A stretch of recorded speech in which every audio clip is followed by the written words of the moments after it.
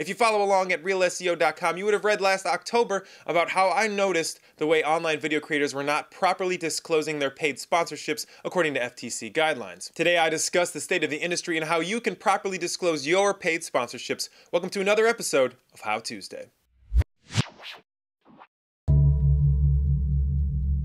One of the cornerstones of video marketing and social media in general is the trust between the creator and their audience. When an audience believes they are watching a genuine review or promotion, it carries a lot more weight than a paid advertisement. But wait, there's more. Despite the value of an honest review for viewers, it might not carry that same weight for creators, who can often stand to make a lot more money with higher CPMs the more views they can drive to an advertisement. As evidenced by a leaked contract between Machinima and Microsoft, creators were supposed to feature a 30-second spot of gameplay where they talked about things related to the Xbox One and the game, but it couldn't include anything negative or disparaging about Machinima, Xbox, or the games they're playing. Compound this now with a $3 boost in CPM and the fact that many of these creators did not disclose their relationship with Microsoft in this deal. Once Microsoft found out what was going on, they were quick to react. They asked for all of the campaigns to be stopped and for anybody who had made one to add a disclaimer to their videos. The crazy thing about this situation isn't the press that it got or the fact that it happened, it's that it's commonplace. It happens all the time on a regular basis with other YouTube creators. And to be fair, a contract like this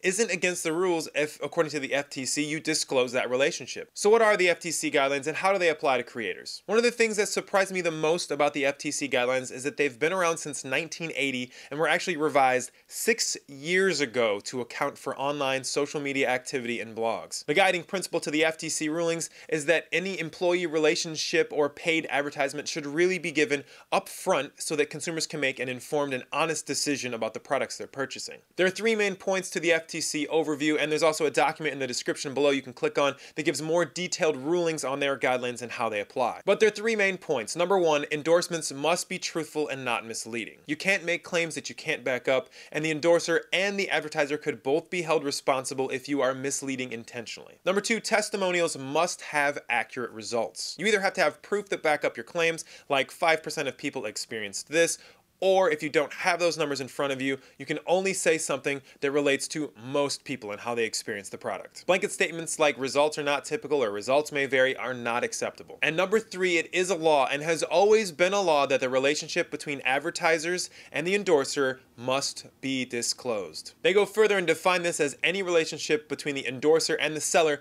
that could affect the opinion of the endorsement. So how should you disclose your relationships in a video? Well, there's no hard and fast way for how to do it, but the fact of the matter is you absolutely positively have to do it. Many creators like to leave a blanket statement on their website or maybe put something in the description or an annotation. These are flimsy at best going forward. The simplest and most explicit way to do this is to put the disclosure at the beginning of your video. Don't put it at the end where it could be hidden or lost by somebody who clicked off 2/3 of the way through. Let it be the first thing that viewers see and explain to them. This is something that helps pay the bills for me. Please sit here and enjoy this video. It helps me pay for the ones you enjoy even more. Viewers will respect you for your honesty and come back knowing that when you aren't a paid advertisement, your opinion is 100% genuine. Now, if you're a brand or a marketing agency, make sure you cover a few more things that apply to you. Do not let videos slip through the cracks like Microsoft did with Machinima. Review anything with your name on it before it goes live. This can be particularly challenging when working with the large MCNs, as they might be sending out hundreds of invitations to their creators to do an advertisement at the same time. But it's worth reviewing those videos before they go live, or making sure that you're working with trusted partners. According to the FTC,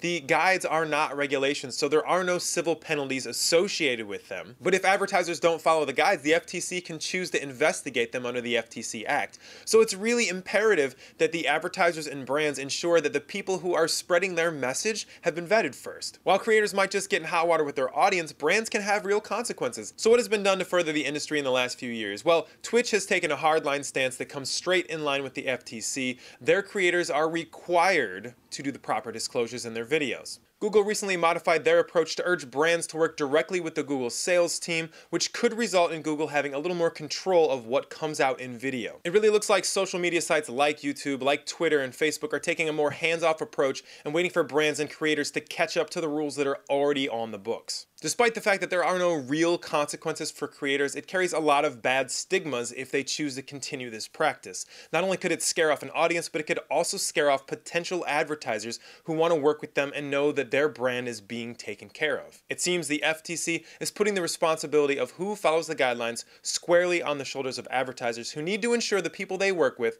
are following the proper guidelines. Well, thanks for watching this episode of How Tuesday. If you enjoyed it, make sure to give it a thumbs up, comment below, let me know what you'd like to see on the next episode of How Tuesday, and share this around to other people you think might be interested in the topic. Also, thank you guys for all the kind wishes last week about my cold that was kicking my butt. I feel a whole lot better now, and the kids apparently do too. I'll see you guys next time on How Tuesday. Have a good one.